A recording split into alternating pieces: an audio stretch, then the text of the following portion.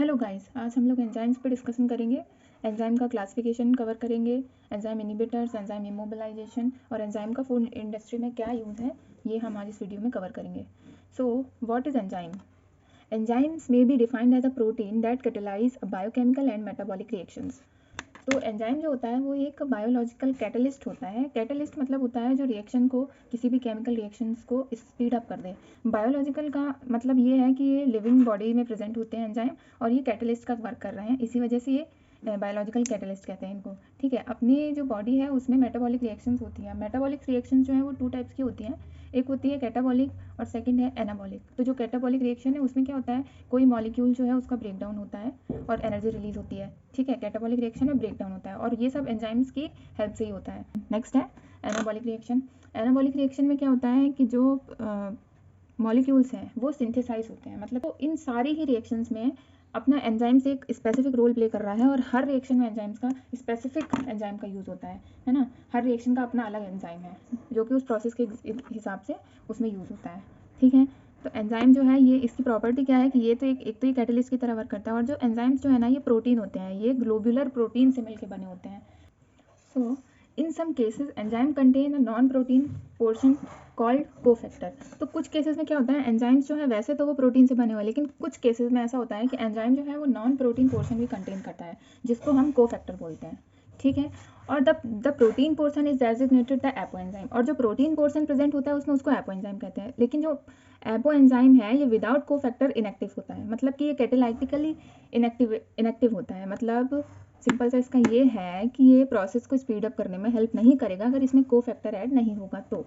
ठीक है, non protein part भी इसमें इंपॉर्टेंट है। तो जो एपो एंजाइम है, मतलब कि इनएक्टिव एंजाइम, वो जब कोफैक्टर के साथ मिलेगा तभी वो होलो एंजाइम बनाएगा और तभी वो एक एक्टिव एंजाइम में कन्वर्ट होगा। सो होलो एंजाइम कहते हैं एक्टिव एंजाइम को। तो इन दोनों से मिलके जो एंजाइम बन रहा है वो हो गया होलो एंजाइम।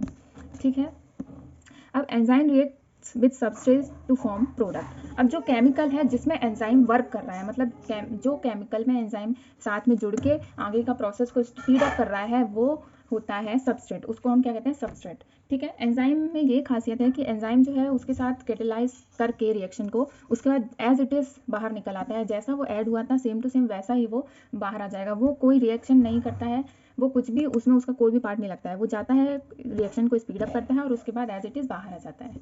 ठीक है, so prosthetic group, organic compound tightly bound to an apo enzyme. ठीक है, प्रोस्थेटिक ग्रुप वो ग्रुप है, वो पार्ट है जिसमें कि एपो एंजाइम के साथ कोई भी एक ऑर्गेनिक कंपाउंड जो है वो टाइटली बॉन्ड हो जाता है। एपो एंजाइम वो है जो कि इनएक्टिव एंजाइम होता है, जो कि प्रोटीन पोर्शन है एंजाइम का। ठीक है, उसके साथ कोई भी टाइटली और बाउंड हो जाता है ऑर्गेनिक कंपाउंड, तो उसको प्रोस्थेटिक ग्रुप कहते हैं। जैसे कि एग्जांपल में जो हीम है, ये प्रोस्थेटिक ग्रुप फॉर्म करता है परऑक्सीडेज और कैटलीज के साथ। ठीक है, उसके साथ ये टाइटली बाउंड हो जाता है और एक प्रोस्थेटिक ग्रुप फॉर्म करता है। ठीक है, फिर कोएंजाइम क्या होता है, organic compound loosely bound to an apo enzyme. Coenzyme में क्या होता है, जो ऑर्गेनिक कंपाउंड है वो बाउंड होता है एपो एंजाइम से ही, लेकिन लूजली बाउंड होता है। ठीक है, डिफरेंस क्या है, प्रोस्थेटिक ग्रुप में टाइटली बाउंड हो रहा है और कोएंजाइम में लूजली बाउंड होता है। ठीक है, देन नेक्स्ट है प्रो एंजाइम और जाइमोजन। तो जो प्रो एंजाइम होता है ये क्या होता है, ये एक इनएक्टिव फॉर्म है।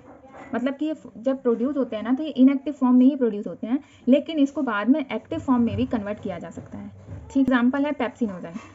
पेप्सिनोजन जो है, इसमें पेप्सिन जो है वो प्रो एंजाइम है। ठीक है, और ट्रिप्सिनोजन, उसमें ट्रिप्सिन जो है वो प्रो एंजाइम है। ये फिर बाद में कन्वर्ट हो जाते हैं एक्टिव फॉर्म में, तब इनको कहते हैं पेप्सिनोजन और ट्रिप्सिनोजन।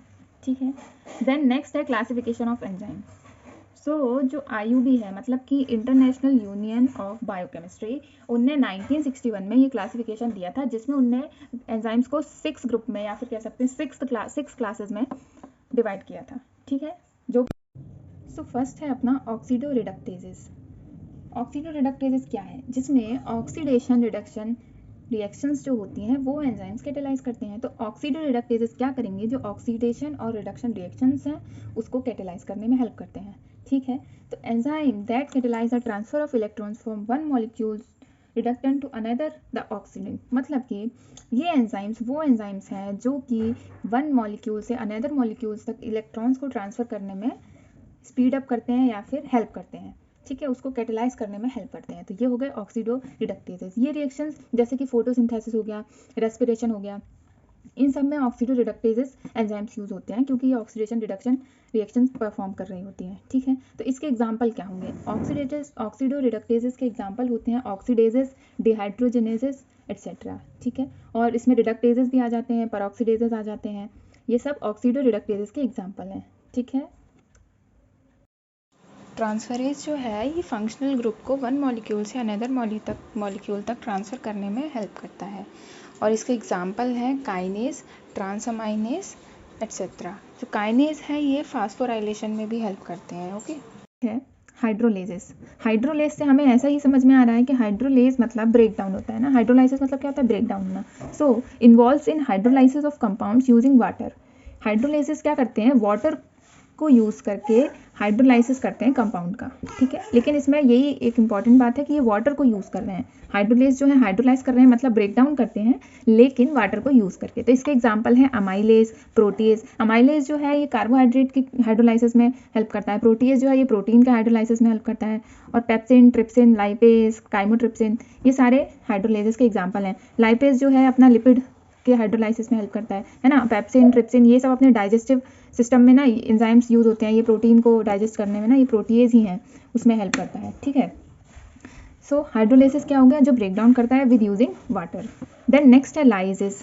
लाइज जो है ये केमिकल बॉन्ड्स जो है उनको ब्रेक डाउन करने में हेल्प करता है, लेकिन other than hydrolysis and oxidation. Hydrolysis और ऑक्सीडेशन के अलावा कुछ प्रोसेस यूज करके ये उनको कैटेलाइज करने में हेल्प करता है, ठीक है।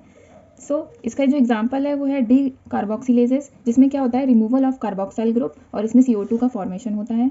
और इसमें इसका एग्जांपल है aldolase, fumarase, carbonic anhydrase etcetera, okay. Then next है आइसोमरेजेस। आइसोमरेज मतलब कि वो एंजाइम्स जो आइसोमर को कन्वर्ट कर देते हैं अनदर आइसोमर में, मतलब एक आइसोमर को अनदर आइसोमर में कन्वर्ट कर देते हैं। अब आइसोमर क्या होता है? आइसोमर वो है जिसका केमिकल फॉर्मूला सेम है लेकिन स्ट्रक्चरल फॉर्मूला अलग होता है, जिसकी वजह से इनकी फिजिकल प्रॉपर्टीज चेंज हो जाती हैं, ठीक है। तो क्या होता है इसमें? आइसोमरेज क्या करते हैं? आइसोमर को वन आइसोमर से दूसरे आइसोमर में कन्वर्ट कर देते हैं। इसमें जो इनका इंट्रामोलिकुलर रीअरेंजमेंट है, बॉन्ड्स हैं, वो ब्रोक हो जाते हैं और बन जाते हैं, मतलब कि इंट्रामोलिकुलर रीअरेंजमेंट होता रहता है इसमें, ठीक है। इसका एग्जाम्पल है isomerase, glucose isomerase. Glucose isomerase क्या? ग्लूकोज और फ्रक्टोज में आइसोमर में चेंज कर देता है ग्लूकोज को फ्रक्टोज में। ऐसे ही एपीमरेज और म्यूटेजेस, ये सारे इसके एग्जांपल्स हैं आइसोमरेजेस के, ओके। देन नेक्स्ट लाइगेज, ठीक है। नेक्स्ट है अपना लाइगेज, जो कि हम सिंथेटेज के नाम से भी जानते हैं। लाइगेज को सिंथेटेज भी कहते हैं और ये क्या करता है? ये कैटेलाइज करता है formation of different bonds bye combination of two compounds, मतलब कि दो कंपाउंड्स के कॉम्बिनेशन से जो डिफरेंट बॉन्ड्स का फॉर्मेशन होता है, इस प्रोसेस को लाइगेज जो है वो कैटेलाइज करते हैं, ठीक है। इसका एग्जाम्पल है DNA polymerase, DNA ligase, glutamate synthetase और पायरूवेट कार्बोक्सिलेज, ठीक है।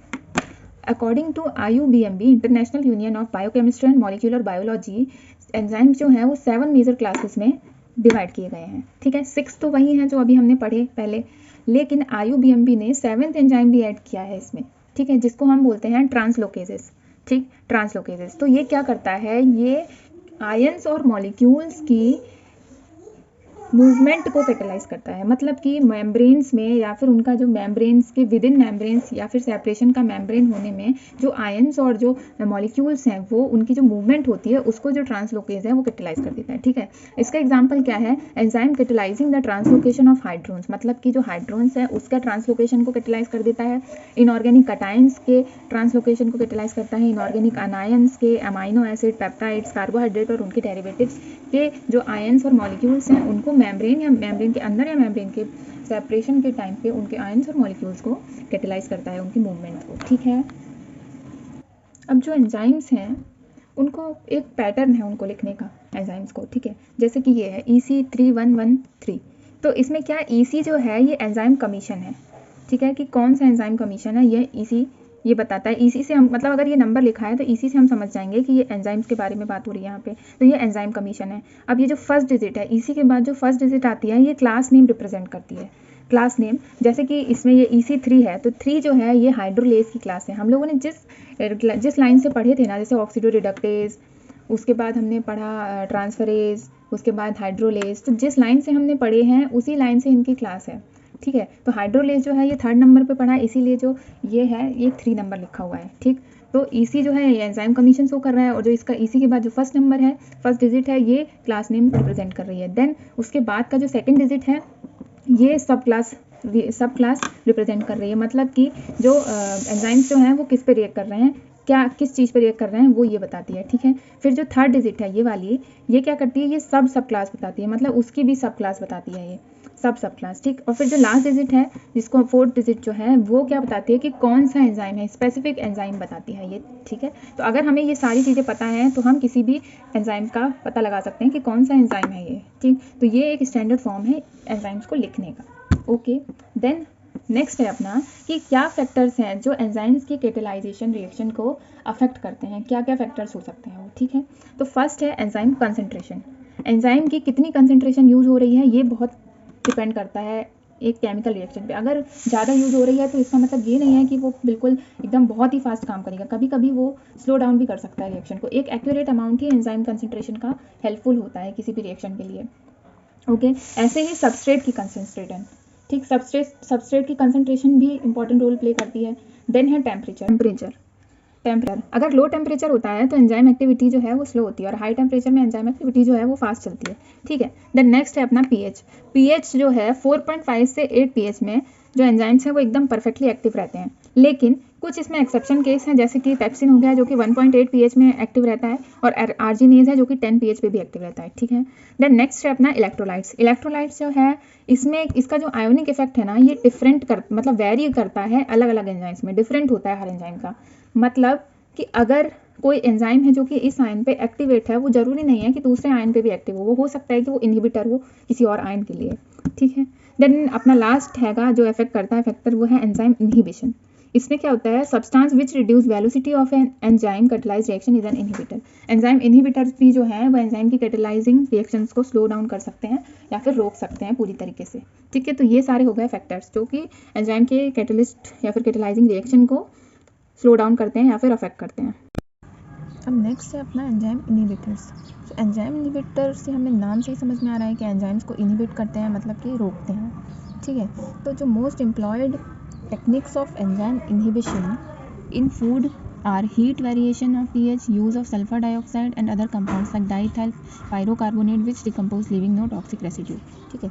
तो मतलब कि जो भी टेक्निक्स हैं जो ज़्यादातर यूज़ होती हैं एंजाइम इनहिबिशन के लिए, वो है हीट, और वेरिएशन करते हैं pH में, मतलब pH चेंज कर करके उसको एंजाइम को इनहिबिट कर सकते हैं। सल्फर डाइऑक्साइड का यूज़ कर सकते हैं, या फिर अदर कंपाउंड जैसे कि डाइथाइल पायरोकार्बोनेट, इनको यूज़ कर सकते हैं। जो डाइथाइल पायरोकार्बोनेट है ये डिकम्पोज कर देता है एंजाइम को, लेकिन विदाउट टॉक्सिक रेसिड्यू लिमिट किए हुए, ठीक है। टॉक्सिक रेसिड्यू को छोड़े बिना ये उसको डिकम्पोज कर देता है, ठीक। तो एंजाइम इनहिबिटर क्या है, enzyme inhibitor is a molecule that binds to an enzyme and decrease its activity. Okay, तो एंजाइम इनहिबिटर क्या करता है, मॉलिक्यूल्स के साथ बाइंड हो जाता है, मतलब जुड़ जाता है, और फिर एंजाइम्स की एक्टिविटी को डिक्रीज कर देता है, ठीक है। दो इनहिबिटर जो है एग वाइट में मिलते हैं, एक है ओवोम्यूकॉइड एंड सेकंड है ओवो इनहिबिटर। ये दोनों ही जो इनहिबिटर्स हैं ये हीट से डिस्ट्रॉय नहीं होते हैं, अगर हम इनको कुक करेंगे तब भी डिस्ट्रॉय नहीं होंगे। और ये हमारी जो ट्रिप्सिन है, ह्यूमन में जो ट्रिप्सिन जो है ये प्रोटीन के कंजप्शन में हेल्प करता है ना, डाइजेशन में, प्रोटीन के डाइजेशन में हेल्प करता है ट्रिप्सिन, तो ये उसको इनहिबिट करते हैं, ओवोम्यूकॉइड और ओवो इनहिबिटर, ठीक है। और ये डिस्ट्रॉयड भी नहीं होते हैं कुकिंग से।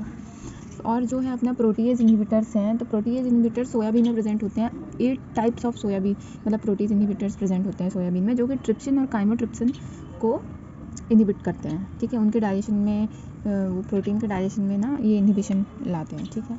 और फिर इनको, लेकिन जो है ये जो प्रोटीएज इनहिबिटर्स हैं इनको हीट से डिस्ट्रॉय किया जा सकता है। ओके।